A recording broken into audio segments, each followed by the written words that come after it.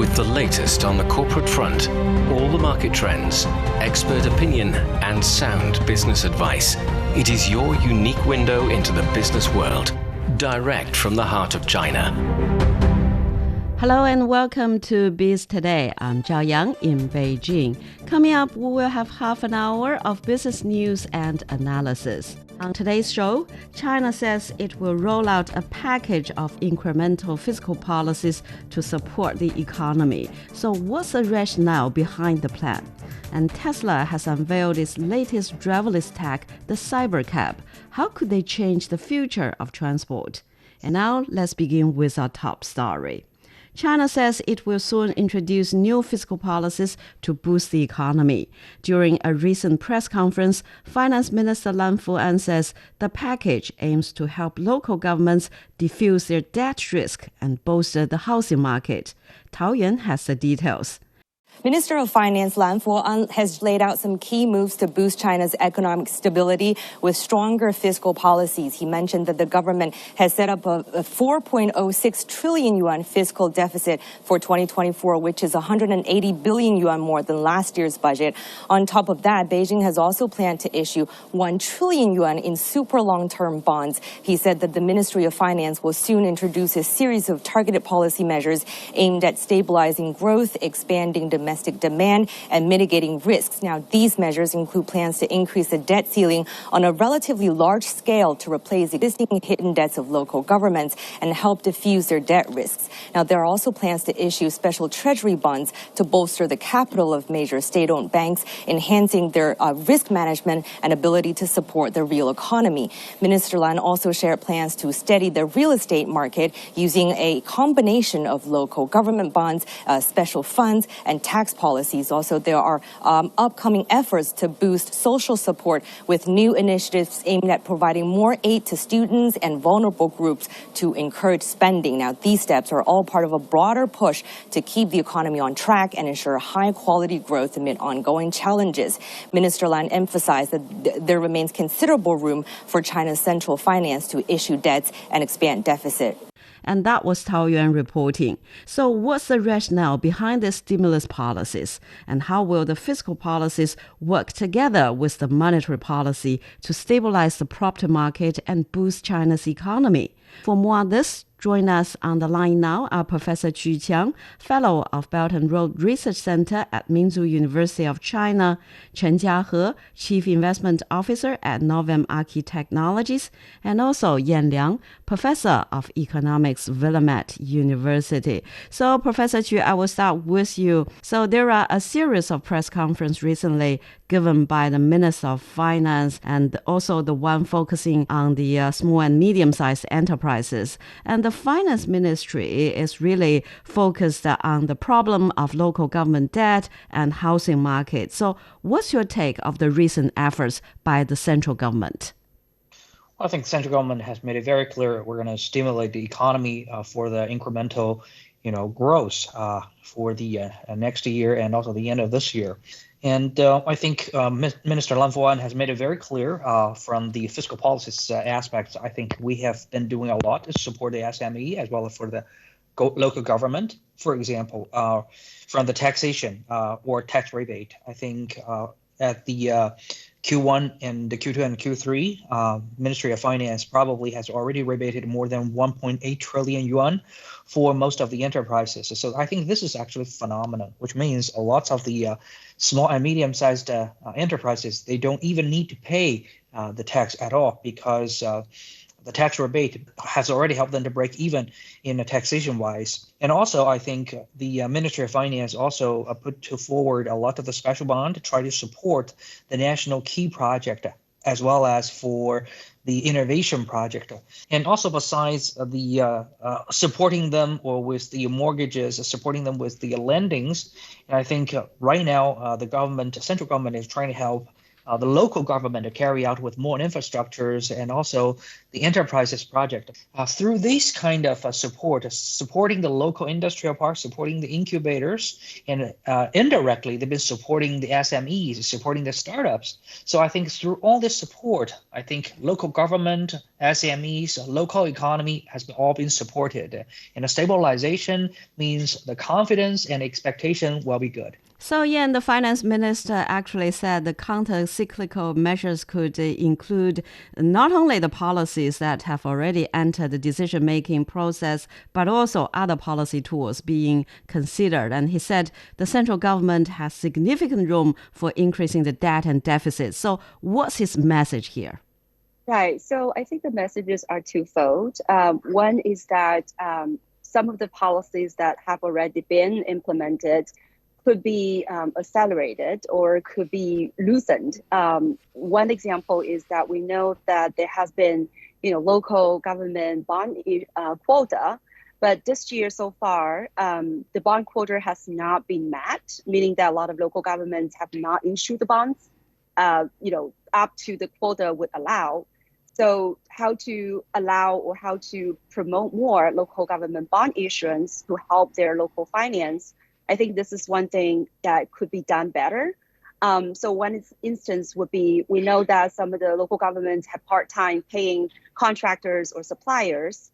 So one of the questions is, can some of these project-based bond revenues be used to cover some of these expenses? So I think that would give, local governments more leeway to both, issue more local bonds to help with their debt, but also at the same time to just give them more incentives to continue to issue bonds as opposed to, use their local funding vehicles to borrow. So that is, I think, the first part of this idea that there are policies already out there. We need to streamline the policies and make good use of the existing policy. And second point about the government at the central level has significant room. And I think that it's completely accurate. The central government debt is about 25% of the GDP. It's low by any sort of comparisons to the international level or to the local government level. So that means that the central government has a lot more room to issue more bonds and funnel the money to the local governments to help with the local government fiscal situations. So I think that's the two messages that I think Minister Lan is sending out to the market and to the economy. So, Professor Chu, the package aims to help local governments diffuse their debt risk. Could you elaborate more on the measures that the finance minister talked about to diffuse this local government's debt risk, and how will they work? Well, I think local government debt has been over-evaluated by a lot of observers. Actually, there is a ABC in economics that is a domestic debt is not the debt. You can always solve the domestic debt. That's the reason why Japan and the United States, even though they have a skyrocketing debt ceiling and also very high level of the debt, but their economy is still good. China is in the same situation. Number one, Chinese foreign debt is basically very ignorable. We don't have so much of the foreign debt.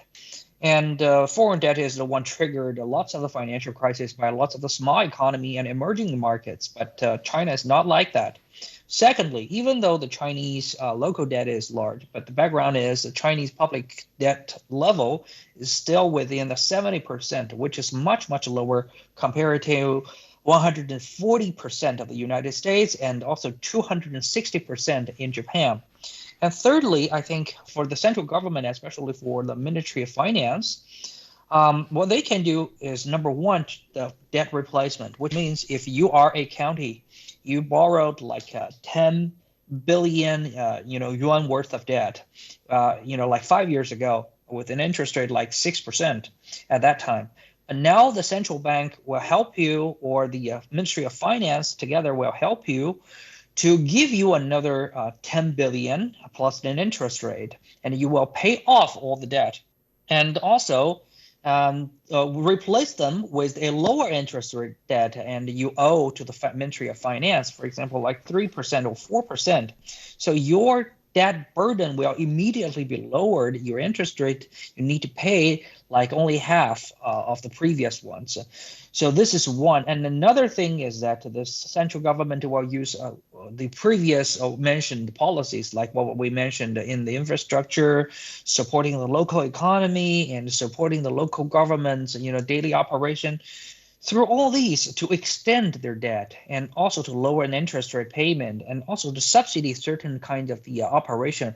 For example, if the local government have a lot of functions, spendings on education, and education used to be paid by the local government, but the central government can consider them as a contribution to the whole world. Well, after all, the students you nurtured in your province are probably going to serve the whole nation in the future. So they're going to subsidize your expending or expenses on the local education to lower your burden or the one you used to pay for. So through all these combo policies, I think local government will actually get out of this kind of trouble and the so-called defusing this bond. But I think the only risk we have is never the financial risks of the local government, not even in the first place. The only one is what we call the moral risk, which means if every time the central government will pay for the local government when they spend more than they have, and then they probably wouldn't be that careful. So they think, okay, anyway, the central government is going to take care of it. So I just spend it in the first place and then wait and see what's going to happen next. This is a kind of a moral risk. So I think the central government, before they they save the local government in the debt issue, they should make sure that the legal framework for the debt borrowing and also the spending can be more clear and more strict. And after that, providing them all kinds of support. And moving on to the property market, Jiahe, the goal is to stabilize the market and reverse the downturn. And we do see there are some policies basically reducing the market rate and lifting some of the restrictions in terms of the sales of properties. And now there are some fiscal policies. So will all these measures help stabilize the property market? Well, it definitely helps the property market. With all these policies, we can definitely see a lot of help has been injected into the property market. And we have seen that in the past few weeks with all these policies, we have seen a rising volume and the trading value as well. And somewhere around China, we have saw a slight increase of the price. So the price increase is quite small compared with the increasing of the volume and the trading value of the property market. But anyway, we have seen investors have been much more positive nowadays about the property market. And if you look at the stock market, we have seen the property, the price of the real estate developers, the financing companies, they have been rising quite a lot in the past 7 or 10 trading days. We have saw the stock prices rose by about 100%, somewhere around that for these companies. So it looks like the market is confident that the property market will be stabilized, at least in the short term. But if you look for the long term, there is still a question that we have to ask, is the rental yield, which means how much rent you actually get by renting out a property. This is the valuation of the property. And this data actually differs from city to city, and it judges about the future performance of the property market in the long term, if we talk about 5 or 10 years. So basically speaking, if we see the rental yield between somewhere around 3% or maybe 3.5 or 4%, then it's definitely safe for the market, because that means if you buy the property market, rent out with a very good price, and there is enough fundamental to support the market. So basically speaking, if you want to know the future performance of the property market in a special city in the long term, you have to look for the rental yield. You have to check this data out as well. So Yan, so how do you think all these measures will help to stabilize the property market? Right. I think I agree with Jiahe. I think in the short term, the early data that we have seen is that the market has reacted quite strongly and favorably to the series of policy measures, mortgage rate cuts, reduction in the mortgage down payments, and also major loosening of the housing purchase restrictions in larger cities like Shanghai, Guangzhou especially, and Beijing and Shenzhen. And so, from the Golden Weeks data that we have seen, some cities have seen 40% increase in terms of their floor sales. So I think that's a positive sign. But, going forward, I think we still need to see and how the housing market may continue to stabilize. I think there are two still thorny issues. One has to do with the unfinished housing units. And the second issue, I think, has to do with the inventory. Right now, what we have is, central bank has, the PBOC has $300 billion of lending facilities to allow for housing purchases. And there's the talk about, well, there has been also some of the plans to spend 1 trillion yuan to allow local governments to buy unsold housing inventories for social housing projects. Hopefully, this would help to stabilize the housing, market in terms of, gradually getting rid of their inventories and deliver the unfinished projects, and therefore that helps to strengthen the market confidence, and more people will come back to the market to purchase houses. So that would be a progressive process for the housing market to be stabilized. So Jiahe, so there are some plans to issue the special treasury bonds to bolster the capital of major state-owned banks. So what is behind this plan? Well, when we look at China's financial markets and the total economy, we can see that the state-owned large banks, well, basically these banks whose asset under management would be somewhere around 1 trillion RMB, or even more than that. Some of them are running like 2 or 3 or even 4 trillion RMB. And when we talk about these banks, their stability and profitability is actually very critical for the Chinese economy, because if you look at China's economic structure, it's actually quite different from the economic structure, especially when we talk about the financial system. It's quite different from what the financial system is in the United States or United Kingdom. It's more close to countries like Germany or Japan, that we are more focusing on the banking system to make the financing to the companies who are needing the cash and the loans. But compared with United States, where you have the capital market providing more money to the companies. Of course, in China, we also got the capital market. We've also got the stock market. But compared with the stock market, our banking sector is actually much larger.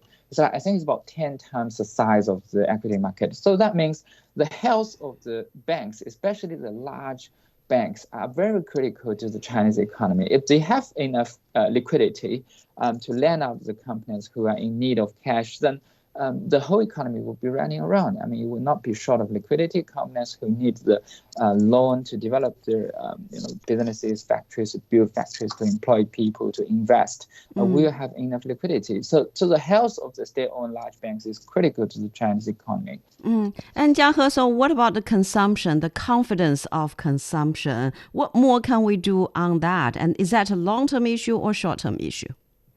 Well, basically speaking, if you look at the long term, China's consumption will be the cornerstone of the economic growth in the next 2 or 3 decades, because if you look at the percentage of China's consumption as a part of the overall GDP, you can see that the percentage is lower than matured or developed economies. So that means there is a large room for China's consumption to grow. But if we look at the short term, people say, okay, the consumption growth data is not very rapid. It's only about 5 or 6%. But you have to separate this into 2 parts. That is the consumption relating with the property market and the consumption that is not relating with the property market. For example, when we look at the consumption of things like air conditioner, TV sets, fridge, furniture, all these kind of things that are relating with the purchasing of new homes, then these consumption are not very strong this year. But if we look at consumptions of such as tourism, recreation, these kind of things that are have nothing to do with whether you buy a home or not, then these consumption actually growing quite well this year. So put both of these parts together, you see the overall consumption data of China. And you say, okay, this data is not rising as fast as we're expecting, because in the long term, we think that maybe the growth rate of 8% would be the potential growth rate for the overall consumption. But that's basically because the property market is weak at this moment. But looking into the future, the property market can't be weak forever. It probably will stabilize after a few years, and the market will just go back to normal. Then that means at that time, we will see a much higher consumption growth rate compared with now. Well, we're speaking with Chen Jiahe, Chief Investment Officer at Novim Archi Technologies, Professor Qu Qiang, Fellow of Belt and Road Research Center at Minzu University of China, and also Yan Liang, Professor of Economics, Willamette University. And after a short break, we'll talk about Tesla has unveiled its latest driverless tech, the Cybercab. Stay with us.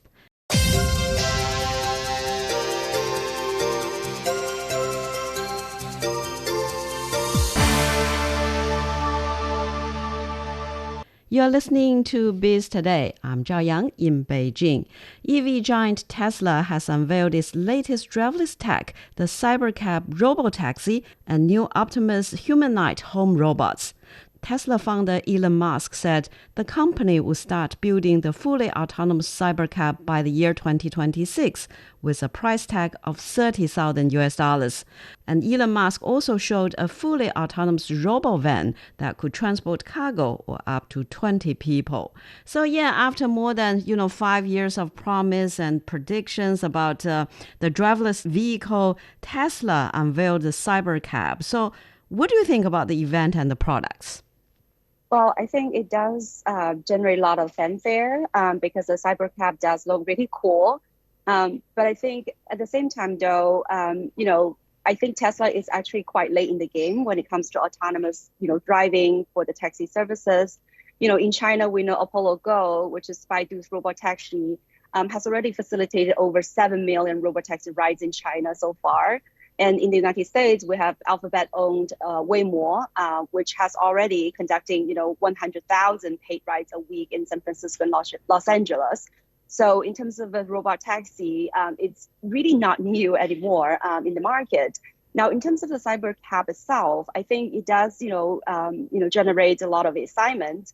But again, Musk said that the Tesla will start to produce probably around 2027 or maybe, earlier than that. But still, it's not something that is going to be in the market tomorrow. So I think that's why, when he actually announced these new products and so on and so forth, the market share for Tesla actually has gone down because I think there's still some kind of disappointment that, initially the so-called robotaxi or this kind of autonomous self-driving taxi service was still conducted by, Tesla X and Y models, as early as 2026. But the real sort of a Cybercab, that would not, happen until still, at least 2 or 3 years down the road.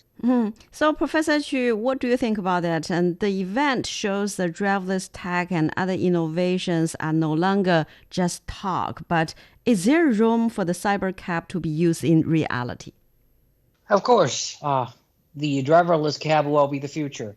In China, we have the robo taxi already been doing their trial test in Wuhan and Beijing, in Shanghai and Shenzhen. And also, I think the Tesla is doing the same thing. And I think not many long time later, I think very soon, and many other countries probably will have the same experiment. And I think this kind of improvement of technology, it looks like it's going to take away people's job, especially for the blue collars. But I think ultimately it's going to be a great thing. I still remembered, like 100 years ago, many of the blue collars or most of our people, ordinary families, still work in the sweatshop. Well, it will give you the fixed salaries, but I highly doubt it. Today's people would like to go back to that kind of a lifestyle. You punch your card 6 o'clock and you go back home at the 8 in the afternoon and the evening, and to live that kind of life. I mean, the technology, the meaning and purpose of technology is to save people and bring people out of this kind of the grinding, desperate, boring kind of the manual labor job.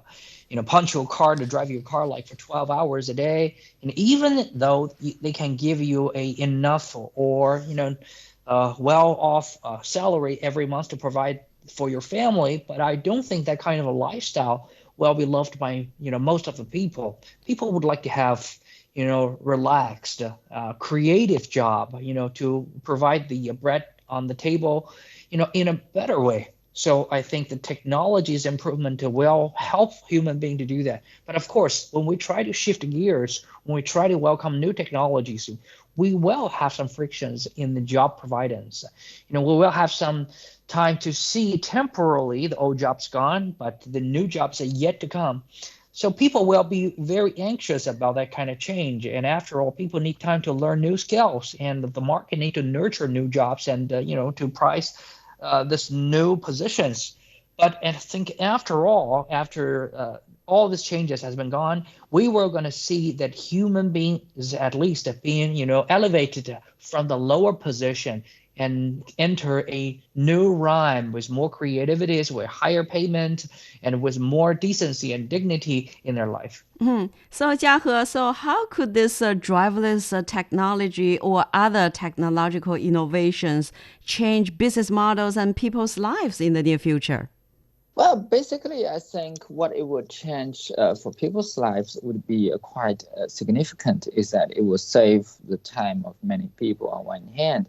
On the other hand, a very important thing is that with the growing and maturing of auto-driving technology, we can anticipate in the future that will be less people killed on the road. If you look at auto-driving, currently, data has shown that auto-driving has already been much safer than human being when you take all the numbers together. There has been accidents, that's right, but there has been even more accidents with human drivers. Only is the current difficulty for the auto-driving industry right now is that they overemphasize on the accidents that has been caused by the auto-driving because this is something new to them. They accept the accidents caused by human driving because they can find someone to accuse about. But when there is accidents caused by auto-driving, then people say, okay, robots kill people.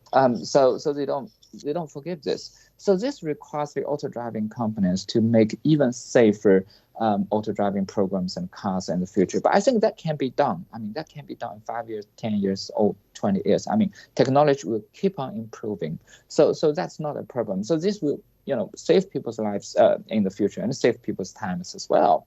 And for businesses, this will mean a lot to the businesses involved in this industry, the software companies, the technology companies, the car making companies, everything. And if you look at the overall economy, it just increases the efficiency of the overall economy. Well, we're speaking with Chen Jiahe, Chief Investment Officer at Novum Archi Technologies, Professor Qu Qiang, Fellow of Belt and Road Research Center at Minzu University of China, and also Yan Liang, Professor of Economics, Willamette University. And that's all the time we have for this edition of Biz Today. I'm Zhao Yang in Beijing. Thank you so much for listening.